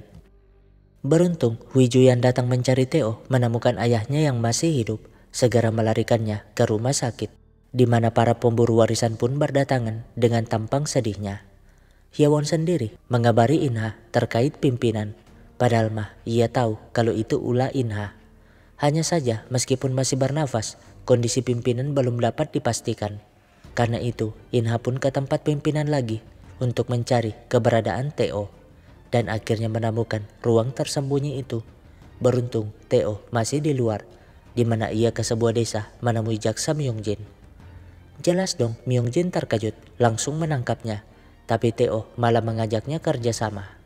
내 기회를 잡아 동부지검으로 돌아갈지 아니면 이대로 죽평방에 박혀서 네 인생 들지. Masalahnya, Bejo menemukan rekaman CCTV kalau Theo bersama Myungjin ke Seoul, ingin mengabari Inha, tapi untungnya Bejo berubah pikiran, bahkan menghapus semua bukti keberadaan Theo. Artinya, ia memilih membantu Theo daripada Inha. Nah, Theo pun mengabari Hyewon kalau semuanya berjalan sesuai rencana, sambil menunggu pimpinan sadar dari komanya. Tapi Wiju tiba-tiba muncul menanyakan keberadaan Theo. Ngancam akan melaporkan Theo sebagai orang terakhir yang bertemu ayahnya jika Hyewon tidak membocorkannya. Di lain sisi, Myungjin diam-diam ke kantor jaksa pusat untuk mencuri bukti, yaitu ponsel Bona itu. Ya, sebelumnya Theo bersedia ditangkap jika tak ada bukti ditemukan dalam ponsel tersebut. Makanya Myungjin bela-belain mengambilnya, tapi saat dibuka malah tidak ditemukan video apapun. Namun Theo mencoba membuka semua folder, dan akhirnya menemukan video tersembunyi yang mengungkap kalau orang yang membunuh Inju dan Bona adalah si Jamal. Bahkan menyuntikkan narkoboy tambahan biar Theo tidak sadarkan diri. Tak hanya itu, ada seorang pria yang muncul setelahnya dan Theo yakin kalau itu adalah Inha. Hanya saja ia meminta Myungjin untuk memotong yang terakhir itu. Selain tidak membuktikan apa-apa, sidang pembuktiannya juga akan semakin rumit. Setidaknya dengan ditangkapnya Jamal, Theo bisa bebas terlebih dahulu. Alhasil, Myungjin yang setuju memberikan bukti itu kepada atasan, sekaligus membuatnya dikembalikan menjadi jaksa pusat. Di saat yang sama, Theo menyerahkan diri ke polisi, biar tidak dicap sebagai penjahat buron. Singkatnya, Myungjin pun langsung menangkap Jamal yang pasrah sambil melihat Inha di sana. Dan pastinya kabar itu membuat Nyonya Jang harus bergerak cepat, mumpung pimpinan belum sadarkan diri. Sementara Inha menemui Sajin membahas kerjasama mereka sebelumnya, namun Sajin belum ingin menentukan karena posisi Inha sekarang tidak pasti. Jangan sampai besok pimpinan sadar dari komanya. Sedangkan Nyonya Jang menjelaskan rencananya ke Songju kalau untuk memenangkan pertarungan itu mereka harus merekrut Theo sebagai orangnya. Ya, penentu dari semua ini memang Theo. Dan Inha yang sadar itu jelas kesel, apalagi melihat cincin kawinnya dibuang di sana. Tanda kalau Hyewon tidak mau serumah lagi dengannya. Sementara Jamal yang diinterogasi mengakui pembunuhan itu atas kesalahannya sendiri dan tak ada sangkut pautnya dengan orang lain. Membuat Myung Jin jengkel, kenapa sih Jamal menutup-nutupi kejahatan orang yang menyuruhnya. Singkatnya, Theo yang menunggu kebebasannya di penjara berterima kasih ke Pak Preman yang membantunya selama ini. Menjelaskan kalau ia punya perusahaan cangkang di Hong Kong yang punya dana taktis sangat besar bernama Gold Investment sebagai alat untuk membuat Inha menjadi pimpinan kemarin. Tapi karena Inha berkhianat, ia kini mengubah rencananya. Toh perusahaan itu tidak diketahui Inha. Jadi ia meminta Pak Preman untuk membantunya. Yah, besoknya Pak Preman pun bebas dijemput dua anak buahnya yang lebih duluan menghirup udara segar, di mana Hyewon mengumpulkan mereka sesuai arahan Theo, menjelaskan bahwa Gold Investment didirikan oleh investor jenius bernama Michael Chang, lulus dengan gelar summa cum laude dari kampus ternama Amerika. Membuat Pak Preman bingung siapa orang bernama Michael tersebut. Bukannya tak ada yang tahu tentang Gold Investment itu selain mereka, tapi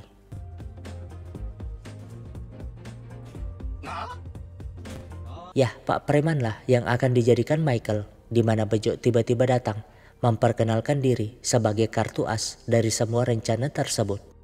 Ya, saat pertemuan awal di penjara, mereka sudah merencanakan itu dan semuanya dapat berjalan dengan keahlian si Bejo yang mampu memanipulasi harga saham, membuat Pak Preman yang kini jadi Michael terheran-heran. Ternyata ada cara gampang cari duit dibanding jadi preman. Alhasil, berkat Bejo, saham gorengan Gold Investment pun meningkat pesat, membuat mereka panik.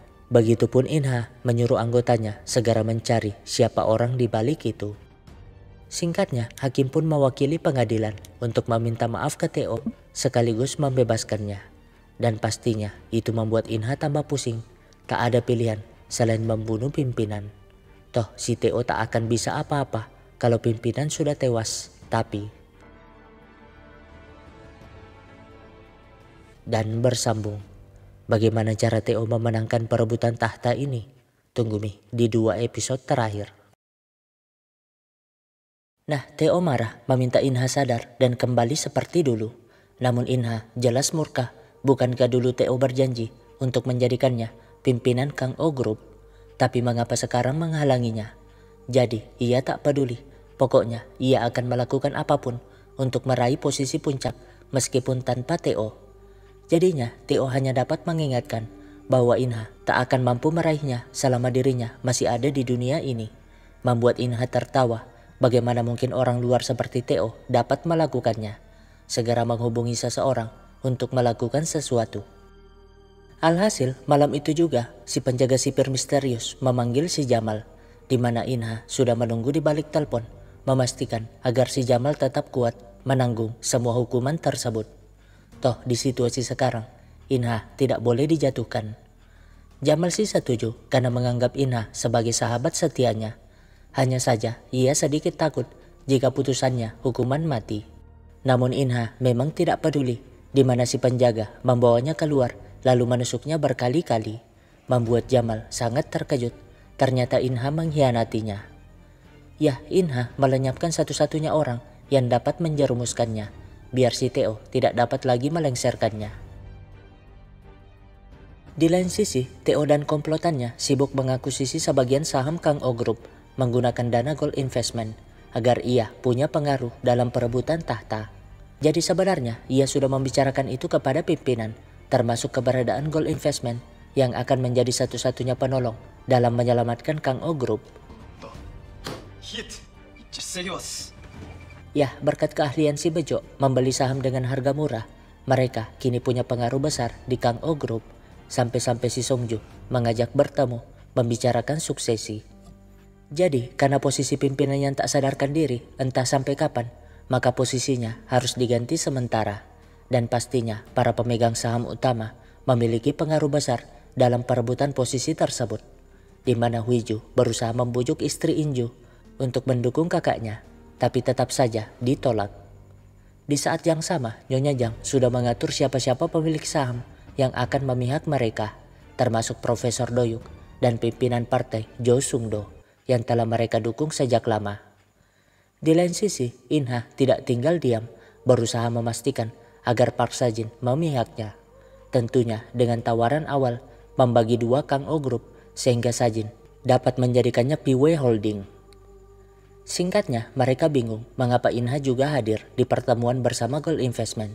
Membuat mereka berdebat, tapi tak berapa lama, Theo muncul, menjelaskan kalau dirinya lah direktur utama Gold Investment. Jelas dong mereka terkejut, utamanya Songju dan emaknya, karena sudah tahu kalau Theo di pihak Inha. Namun, 다 같이 모여 얘기를 나누는 것도 나쁘지 않다고 생각했습니다. 시간과 jadinya Nyonya Yang duduk santai karena kata-kata Theo tadi menandakan bahwa Theo di pihaknya. Alhasil saat Theo pulang, Inha langsung mencegat. Tapi kan Theo tak peduli. Toh bukannya Inha duluan yang menentangnya. Besoknya suami Inju mengajak Inha bertemu, memberikan lukisan mahalnya sebagai tanda kerjasama mereka. Malamnya Nyonya Yang tiba-tiba mengajaknya makan. Tapi sesampainya di sana, Theo sudah menunggu. Ya, mereka memang sengaja mengundang Inha biar tahu kalau mereka sudah bekerja sama. Membuat Inha semakin emosi. Alhasil, ia mencari cara bagaimana membalas si Theo. Teringat cerita Theo dulu tentang ayah tiri yang dipenjara karena membunuh ibunya. Padahal sebenarnya ibu Theo pura-pura mati biar ayah tiri itu masuk bui. Karena itu, ia pun menghubungi orangnya di penjara. Sehingga besoknya ayah tiri Theo dibebaskan sementara dengan alasan menjenguk keluarga. Padahal mah itu hanya akal-akalan agar si kambing ini membunuh ibu Theo. Karena itu si kambing mencegatnya di kuil, membuat ibu Theo ketakutan tapi malah kepeleset. Sehingga si kambing tak perlu repot-repot lagi membunuhnya. Singkatnya, rapat pemegang saham pun akan digelar, di mana mereka yang ingin berangkat malah dicegat polisi. Ya, Nyonya Yang ditahan atas pembuangan mayat Ibu Jamal di masa lalu, membuat Songju ngamuk-ngamuk, tapi tetap saja tak mampu menyelamatkan ibunya. Jadi, yang menabrak Ibu Jamal dulu adalah si Inju, dan demi merebut hati pimpinan, Nyonya Yang mengaturnya seolah-olah Ibu Jamal tewas masuk ke jurang. Dan semua itu dibongkar oleh Inha untuk merebut tahta pimpinan tanpa perlu mengeluarkan tenaga untuk bersaing. 강호를 비상경영을 선포하며 정상화가 될 때까지 저 강인하를 비상경영 위원장으로 하여. Jelas dong Songju marah, begitupun Theo yang tidak menyangka pergerakan Inha tersebut. Namun tiba-tiba ia mendapat kabar mengejutkan, segera ke rumah sakit. Di saat yang sama, Donguk dan Jo Sung-do yang mendengar kabar itu akhirnya memutuskan untuk berpihak kepada Inha daripada tetap di pihak Sonju yang sudah tak mungkin memenangkan suksesi. Sementara Theo hanya bisa menangis melihat ibunya terbujur kaku. Di mana malamnya, Inha mengundang orang-orangnya termasuk Sajin sebagai bentuk pembuktian komitmen kerjasama mereka. Singkatnya, Theo pun termenung di pemakaman sang ibu, di mana Songju datang melayat memberikan penghormatan terakhir, sekaligus berkata kalau hari ini mereka kehilangan ibu mereka oleh orang yang sama. 우리 괜히 나눌 이야기가 있을 것 같아요. Nah, setelah sang ibu dimakamkan, Hyewon memberikan surat terakhir dari ibu Theo yang meminta Theo untuk tidak terjebak dengan dendam masa lalu. 분노도 미움도 후회도 이 편지와 함께 덮어서. Sang ibu juga minta maaf karena tak mampu memberikan hidup sempurna buat Theo. Memintanya untuk tidak menyusulnya terlalu cepat karena sang ibu berjanji akan memeluknya dengan erat saat mereka bertemu di akhirat nanti. Dengan begitu, Theo pun berusaha melupakan dendam kepada ayah tirinya, segera ke rumah dulunya, merenungi semua kehidupannya di masa lalu hingga sekarang. Sedih harusnya persahabatannya dengan Inha bertahan lama, tapi apa daya, ia harus melengsarkannya demi tujuannya. Karena itu, ia pun membereskan semua penyelidikan yang dibuatnya selama ini. Toh endingnya sudah ia atur sesuai rencana. Tapi sebelum itu, ia izin ke pimpinan demi melindungi Kang O Group dari Inha, di mana pimpinan yang koma meneteskan air mata, tanda setuju. Besoknya, Nyonya Jang memaksa Songju untuk segera membebaskannya dari sana, sekaligus bergerak cepat biar tidak disalib si Inha. Namun, 이제 다 끝났어요. ya sebenarnya Songju tidak ada niat untuk meraih kursi pimpinan, tapi karena perintah emaknya, ia melakukan semuanya. Makanya sekarang, ia yang sudah tak tahan, akhirnya jujur kalau dirinya tuh ingin berhenti, meminta sang ibu untuk menyerah dan tidak serakah atas semuanya. Inha sendiri senyum-senyum tak jelas bersama dua anggotanya itu. Karena hari ini ia akan resmi mendapatkan tahta pimpinan. Begitupun dengan Sajin. Tapi tiba-tiba putrinya, si Dr. Park nelpon. 드릴 말씀이 있어요. Nah, saat memasuki ruang rapat, Huiju dan Songju semakin gelisah. Apalagi melihat iparnya malah duduk di pihak Inha. Begitupun dengan Donguk dan Jo Sungdo, termasuk si Kucrut yang masih saja tidak menyerah menggoda Huiju. Di lain sisi, Park cerita kepada ayahnya tentang kecanduannya akibat si Inju. Jadi, ia berharap ayahnya tidak mendukung orang jahat lagi seperti Inha. Dan itu membuat Sajin tersadar, memutuskan untuk mengikuti permintaan putrinya. Nah, Inha pun dengan semangatnya ingin masuk ke ruangan barunya sebagai pimpinan. Tapi Myungjin sudah menunggu. 당신을 강인주 살인 혐의 및 오기준 살인 교사 혐의로 긴급 체포합니다. Jelas dong, Inha ngamuk, apalagi Teo menampakkan diri. Yah, inilah senjata pamungkas Teo, membuat orang-orang yang mendukung Inha sangat terkejut, pasrah akan masa depannya. Sementara si Park mengabari kalau ayahnya ingin segera bertemu. Dan di saat yang sama, Bejo serta anak buah barunya mencegat si penjaga sipir yang membunuh Jamal sebelumnya. Nah, saat diinterogasi, Inha jelas tidak ngaku. Toh tidak ada bukti kalau dirinya yang menjadi dalang pembunuhan Inju. Tapi Myungji memanggil saksi yang tak lain adalah si Jamal yang ternyata masih hidup. Jadi sebelumnya saat Jamal ditusuk, Dr. Park tiba-tiba muncul menolong. Segera mengabari Teo kalau apa yang diprediksikannya benar. Sehingga saat itu Teo menemui Jamal yang sangat menyesal. Ternyata Inha yang dianggapnya teman sejak kecil malah hanya menganggapnya sebagai anjing pesuruh. Makanya sekarang ia sangat marah kepada Inha memastikan hal itu. Namun, 뭐 개면 개답게 끝까지 충성을 다했어. ya dengan begitu Inha pun tidak dapat mengelak lagi. Sementara Teo menawarkan Sajin apa yang ingin diberikan pimpinan sebelumnya. Selain bentuk terima kasihnya kepada Dr. Park, ia memang ingin memberikan apa yang seharusnya Sajin dapatkan sejak lama. Singkatnya, dengan terbongkarnya masalah itu, Inha yang dipenjara hanya tertawa sedih melihat surat dari pengadilan kalau pimpinan mencabut marganya. Atau dengan kata lain, si Inha dicoret dari kartu keluarga.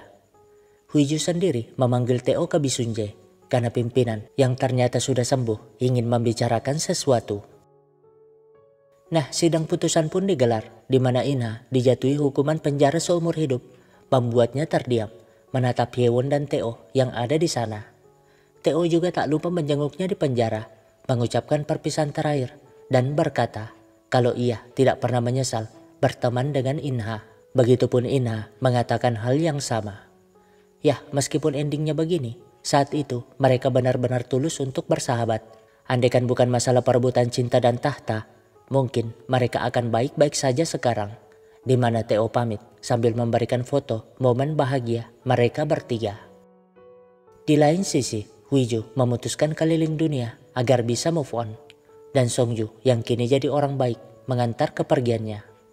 Hyewon sendiri kembali jadi pengurus partai, tidak lupa meluangkan waktu bersama Teo, meskipun cinta mereka kini tidak bisa bersatu, di mana Inha mengakhiri hidupnya setelah memandangi foto itu sebagai bentuk penyesalannya.